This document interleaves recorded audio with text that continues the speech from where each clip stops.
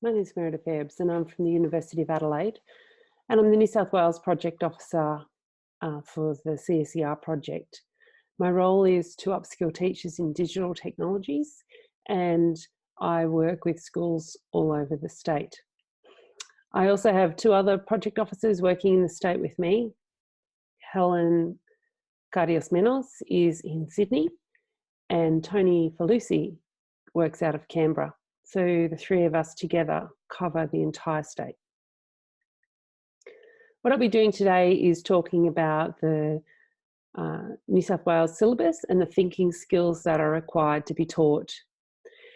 Some of them are new, some of them are modified, and some of them we've had for a while. There's actually 4 thinking styles. So what I'm going to do is just share my screen with you.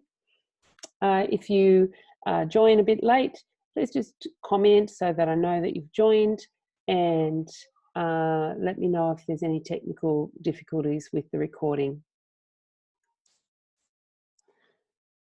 There's now 5 strands in the science and technology syllabus.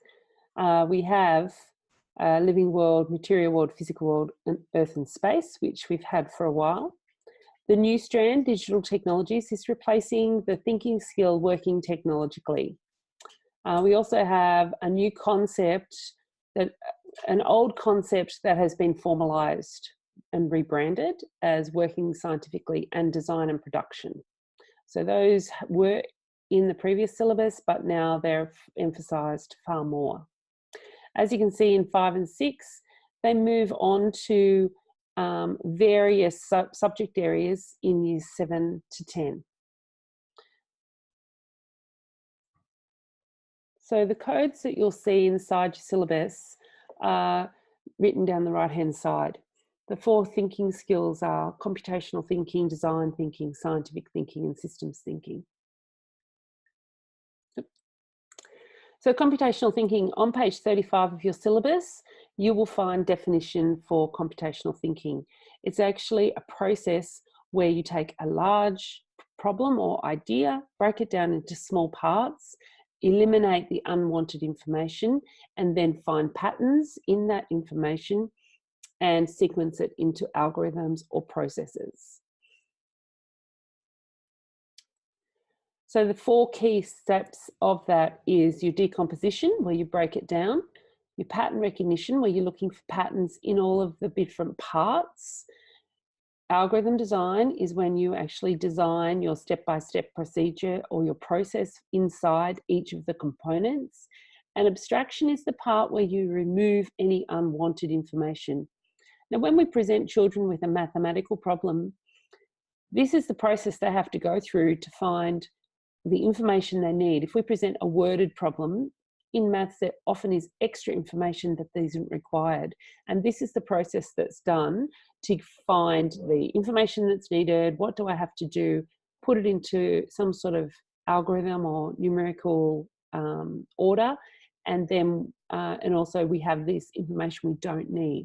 So we've actually been teaching computational thinking for a long time. What we're doing now with this new syllabus is we're formalising that process, and we're actually starting to use keywords. So we need to introduce this vocabulary into our classrooms when we're teaching or talking about things.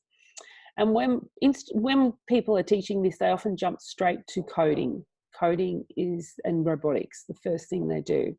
But what we need to do first is we need to actually visualise in that top left-hand corner. If you're going to code a program, you actually need to work out what the problem is first, or what the process is that you're going to be working through. Then you need to find the patterns, and this might be done visually using flowcharts or pictures, or actually just writing it down in words.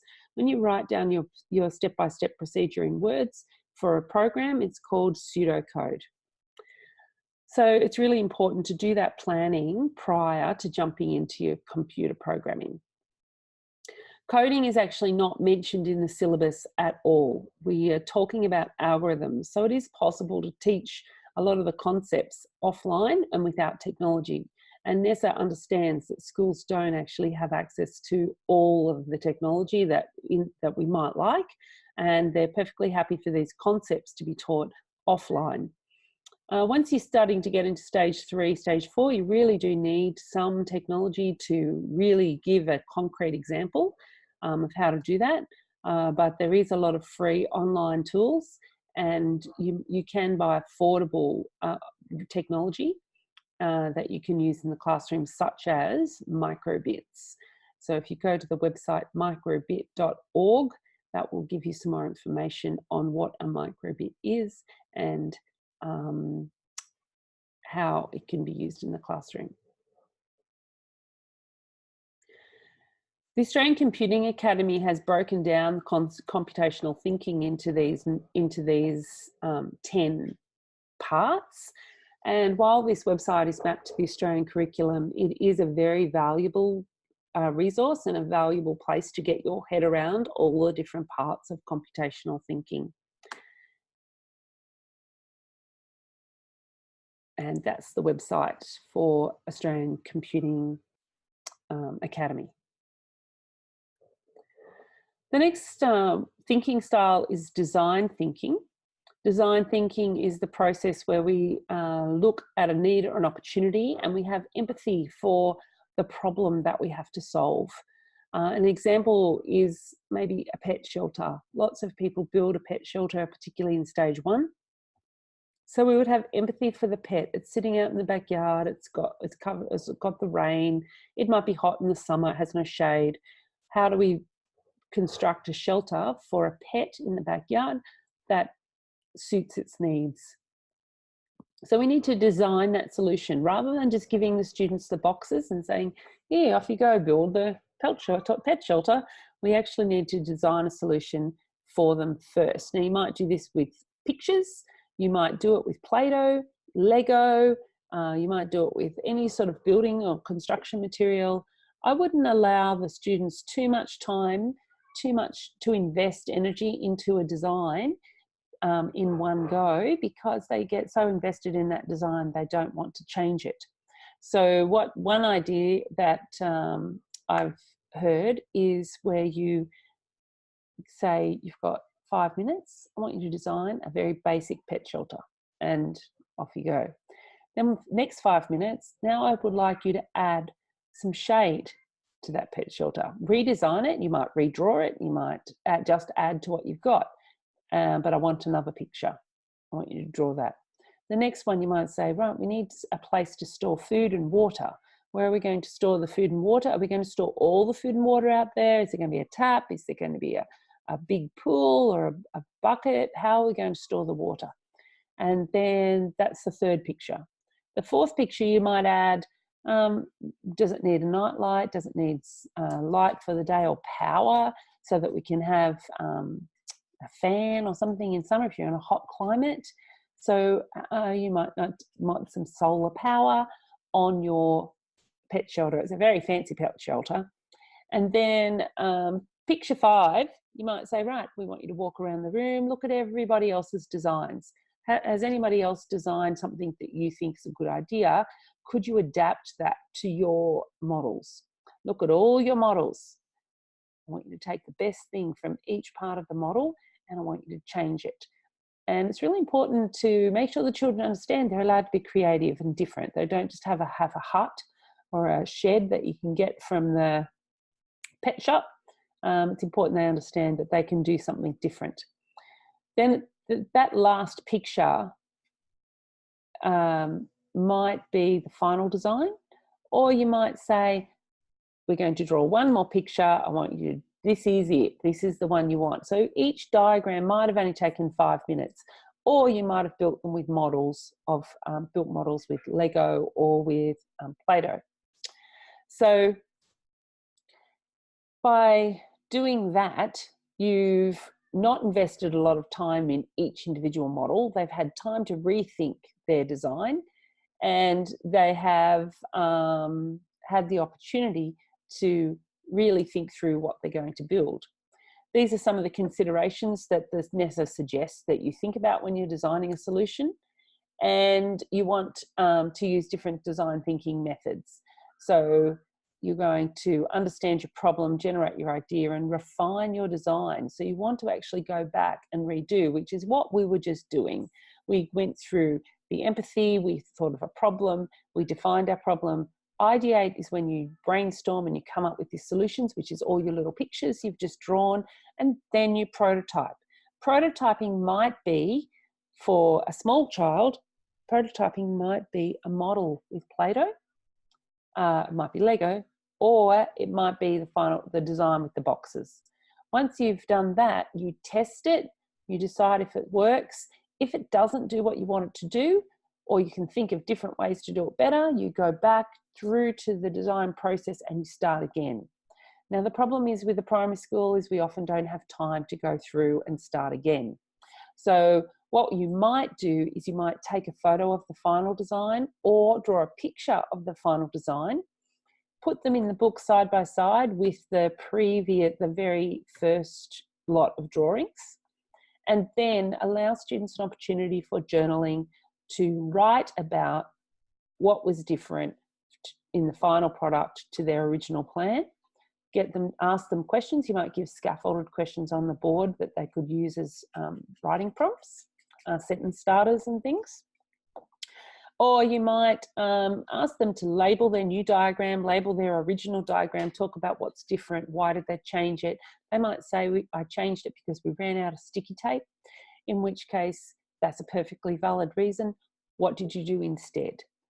We changed the design. So get them to really think about what they changed and why they changed it, and ask them, if you could build this again, what would you change? Some children would love the opportunity to build it again. Some children don't. So if we have a plan on what we could do to build it again, maybe there's an opportunity for some of those children to go back and in free time to build again, but at least they've considered the process. So it's up to you how you do that, but that's the basics of design thinking. If you Google design thinking models and go to images, you will find a lot of models that are very similar to this diagram I have here, but you can find different ones that suit you. So design thinking is using the strategies to understand the design needs and opportunities. It's about visualizing and generating creative ideas. And when you just say, everybody, here's the boxes, go and build, we don't have time to think about and plan what we're going to build, which will actually change the product. So planning is really critical, and evaluating at the end is also very critical to how we're going to build and create. So in terms of the science and technology syllabus, this is really important because outcome 2 talks about the design thinking process, and the focus should be to solve a problem. It is really difficult to come up with a new real world problem every single time you want to teach that outcome for every term, every year. And an example is, we've got a veggie patch down the backyard, nobody waters in the holidays, so we want to build a watering system. Well, that's great, we've built that this year, but next year that problem's already been solved. We don't really need another watering system. So some problems are one-off problems. Some problems are too big. You can't solve world pollution, but we could solve pollution in the playground, and that could actually be an ongoing problem that is done each year. We could solve pollution in our local area or in our street.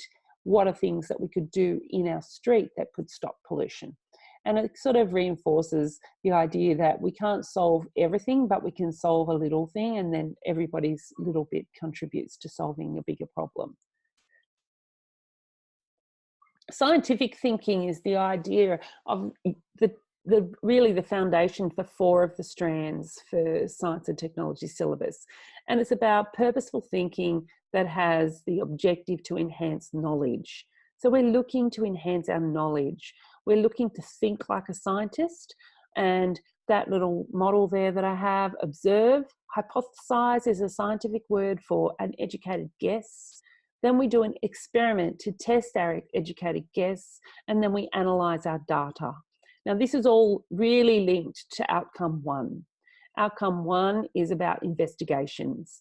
And if you're teaching science without teaching experiments or investigations, you're not really teaching science.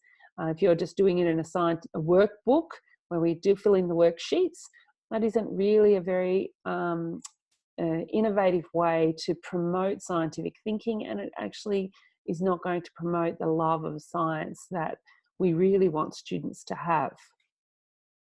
So this observe, hypothesize, experiment, analyze is really something you need to be doing with most of your strands. Sometimes the topic won't lend itself to experiments, and that's fine, or investigations. So an example is forces, where we're looking at impact force and different types of energy.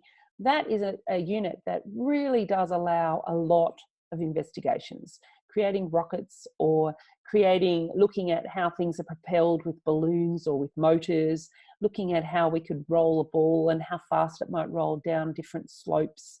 So those sorts of investigations are really, really important, and that topic would allow for lots of investigations.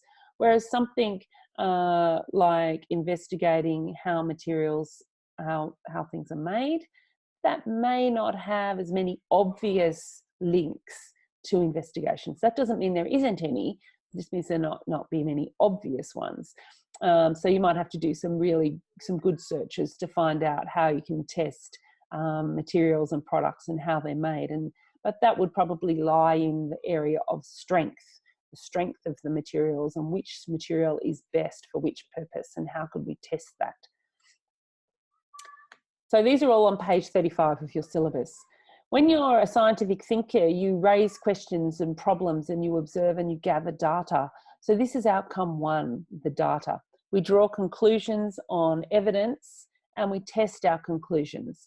So when you make a prediction, you then have to test your prediction. If your prediction is wrong, you go back and you do another hypothesis. Oh, that wasn't right, because there is no wrong, incorrect answer in scientific investigations. You either prove your hypothesis as correct, or you have to refine your test or refine your hypothesis to find a different pathway to find what you're looking for.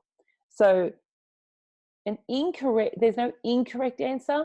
It's more about that test didn't resolve your hypothesis or your prediction. We need to think with an open mind in science, and we need to make sure that we have the ability to communicate our research findings accurately, which is by using tables and graphs. So being able to use a graph, read a graph, and present information in a graph accurately are really important skills. So science actually gives you a hands-on application for applying your knowledge of graphs. And each stage will have different requirements around how much information they are required to present and in what way. Systems thinking is when we look at things as a group, information as a group or activities as a group, and look at what parts make up that group.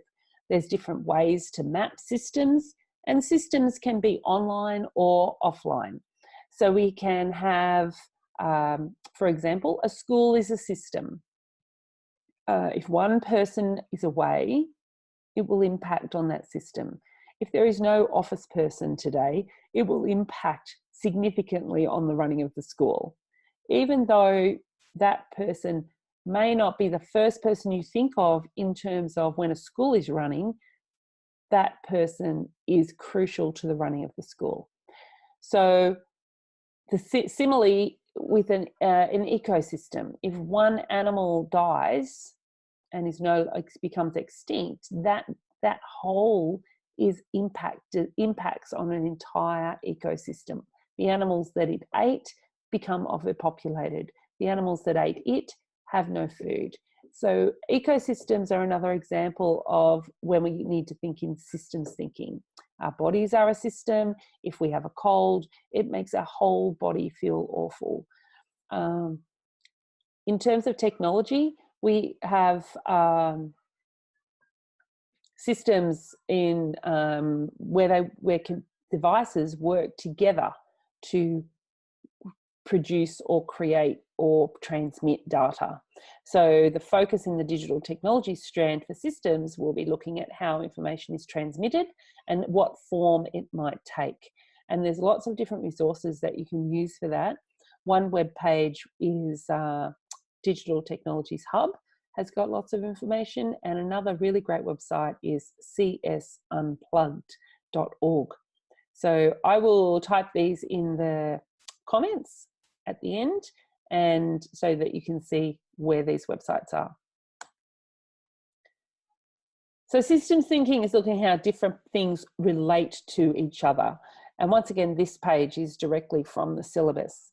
We need to provide students with opportunities to investigate that connectedness and in the interactions between people and places and events and things in a local environment and also a worldwide context. So we need to be thinking sustainability is a perfect example of the system that we have in connectedness and how people, places and events impact on that.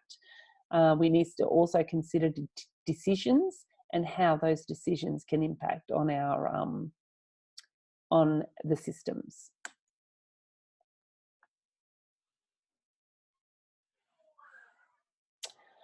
So systems thinking is also an understanding of complexity. If we can actually break a system down into different parts and then we can understand all of its components, we can then have a better understanding of how a whole entire system works.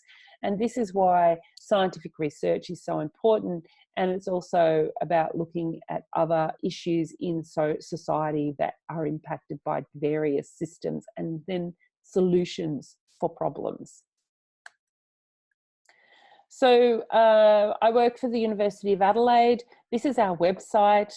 We offer free workshops for teachers. We offer free online courses for teachers. We have 4 of those. They are called MOOCs, M-O-O-C-S. When you go to the website, you will see a link for our MOOCs, and you can claim them as teacher identified hours. We are currently investigating provider endorsement for the foundations course, but it hasn't been approved yet.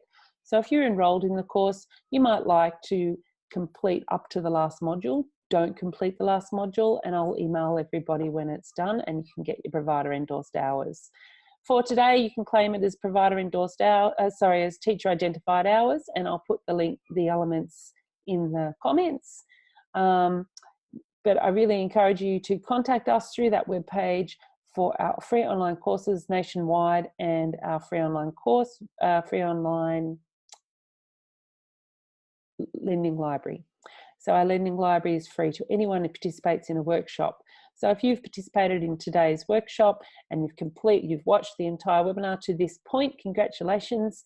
You might like to apply for our lending library. Just make sure that you put in the comments that you actually watched this webinar. Please don't share that information to people who haven't watched the webinar, because that may mean that you miss out on a kit, because we only have a limited number of kits. So they're for people who have completed PD. Thanks for watching, and I'll catch you soon. Thank you. Bye.